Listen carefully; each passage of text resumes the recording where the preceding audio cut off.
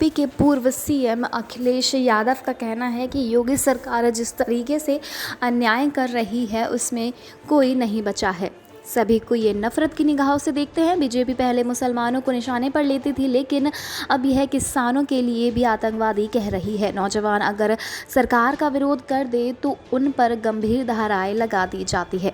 अखिलेश ने कहा कि अगर उद्घाटन करने, सरकार का विरोध करने और अपनी बात रखने पर धाराएं लगेंगी तो बीजेपी पर भी केस दर्ज किया जाना चाहिए। समाजवादी सरकार के समय में किए हुए कामों पर योगी सरकार उद्घाटन कर रही है।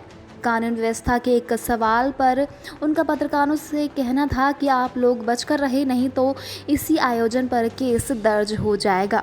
पूर्व सीएम ने कहा कि सरकार को चाहिए कि लोगों को डराने की बजाय उन्हें सहूलियत दी जाए। उन्होंने कहा कि उत्पीड़न के लिए पुलिस से ज़्यादा सरकार को जिम्मेदार माना जाना चाहिए, क्योंकि बीजेपी के लोग पुलिस पर बेवजह दबाव बनाते हैं। दबाव की वजह से ही पुलिस की कार्यप्रणाली खराब होती जा रही है।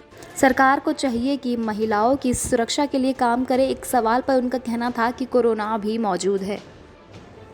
4 साल बेमिसाल में कानपुर के गैंगस्टर विकास दुबे के मामले को पेश करने से लेकर पूछे गए सवाल पर पूर्व सीएम ने कहा कि बीजेपी से ज़्यादा झूठ बोलने वाली पार्टी कोई नहीं है। चुनाव होगा तो जनता इन लोगों को सच्चाई बता देगी। उनका कहना था कि योगी सरकार के 4 साल पूरे होने पर बीजेपी समाजवादी सरकार के काम ही गिना रही है। जनता यह जानना चाह रही है कि कहां पर 5 एक्सप्रेस वे बने हैं। उत्तराखंड के सीएम तीरथ सिंह रावत के जिन्स पर दिए गए बयान पर उनका कहना था कि बीजेपी को फैशन से कोई मतलब नहीं है। नई पीढ़ी क्या चाहती है, इन्हें उससे भी मतलब नहीं है। बीजेपी नहीं चाहती कि नौजवान अपनी समझ से जीवन जिए। बीजेपी तो एक दिन बर्गर, पिज़्ज़ा और नूडल्स तक बंद करा देगी। उनका कहना था कि जिसको जो पहनना है वो पहने। नई पीढ़ी अगर अमेरिका से मुकाबला करना चाहती है तो बीजेपी को खुश होना चाहिए। समाजवादी नेता ने कहा कि लोग बीजेपी से बेहद दुखी है।